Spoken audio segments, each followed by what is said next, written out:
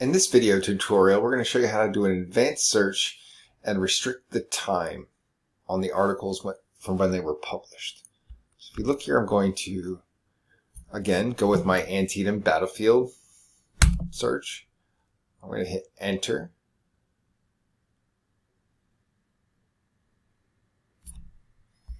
Now there's over 17,346 results, but if I scroll down here, I can head down to publication date, and I'm going to restrict it to the last 5 years.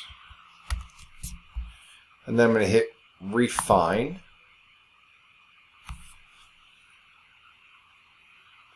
And as you can see, my filter has moved from 17,000 down to 4,156. And what that should do is restrict your articles to the time period in which you are filtering them. And the reason to do this would be to maybe find articles that are more recent about the subjects that you are dealing with within your class. Sometimes professors will ask for specific dates and time periods from when to look for articles. So keep your mind open about those type of things, and when they come up, you can use this tutorial in order to help you restrict your one search by time.